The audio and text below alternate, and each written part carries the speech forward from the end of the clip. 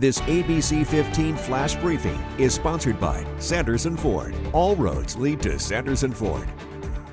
Hello, I'm Megan Thompson with your top stories right now from ABC15 Arizona. The extreme heat is here to stay, and the city of Phoenix is now considering making some changes to their heat-related trail closure policy to protect hikers, first responders, and also pets. Captain Scott Douglas with Phoenix Fire says the department is recommending expanding trail closures to start at 9 a.m. instead of 11 a.m. on days the National Weather Service declares an excessive heat day. Hikers we talked to, like Colin Voss, seem to be mostly on board.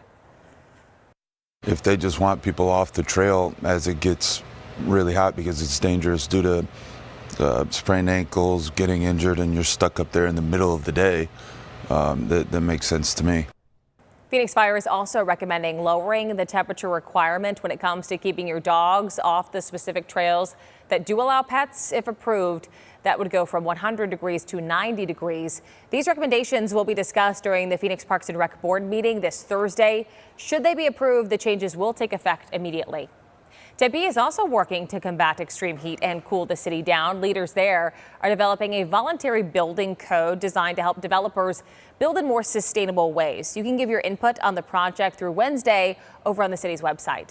Tempe also just opened up a new cooling center, but this one is different because it is pet friendly and people can rest and even sleep here to cool off during these hot summer days. The hours of operation and address are up on your screen right now. It is open through September 30th. Happening today, we expect to learn who has applied to be on the governing board member in the Peoria Unified School District. That seat opening after controversy tied to the school's bathroom policy. Rebecca Hill resigning earlier this month over the board's decision not to create a bathroom policy that would have limited the use of restrooms and lockers based on the gender of each student. The final decision on her replacement is now in the hands of Maricopa County School Superintendent Steve Watson. Are you planning to hit the road for Labor Day? Good news to share with you here. ADOT says there are no planned construction closures that will slow you down. They are reminding drivers to be aware of existing highway work zones before you head out the door. For example, southbound I-17 is going to be narrowed to one lane in those areas along the 30-mile stretch south of Flagstaff. This is for an ongoing pavement improvement project, so expect delays during peak travel times over the holiday weekend.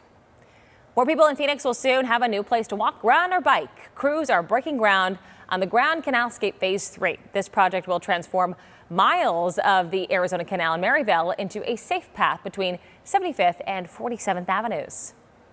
What is your dream job and how do you plan to achieve it? That's the question Valley kids around the valley are answering in the AZ529 essay contest. If chosen, students can win over $500, and it all goes towards their college savings accounts. This essay contest will allow them to put their thoughts into an essay, and winners will be selected from across the state. Partnered with Arizona State Treasurer Kimberly Yee, the contest invites 5th and 6th graders from across Arizona to help fund their educational endeavors. 20 kids will be granted $529 each. Last day your student can submit their essay is on October 1st. The Southwest Wildlife Conservation Center needs our help naming 2 orphaned mountain lion cubs. Those who make a donation to the Wildlife Center can vote on a pairing of names. So here are your options: Apache and Alpine, Zion and Bryce, or Echo and Dash. Voting ends September 9th.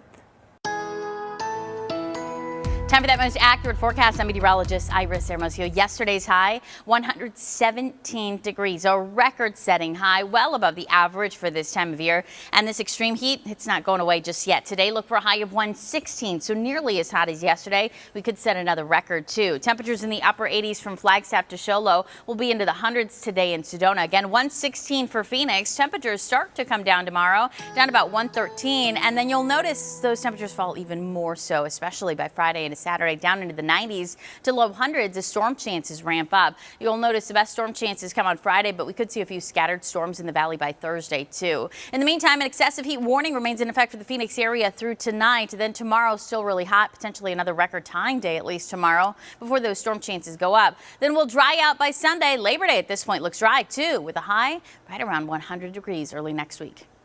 You can expect another update tonight. Until then, get the latest news, weather, and traffic at abc15.com or by downloading that free ABC15 mobile app. This ABC15 Flash Briefing is sponsored by Sanderson Ford. All roads lead to Sanderson Ford.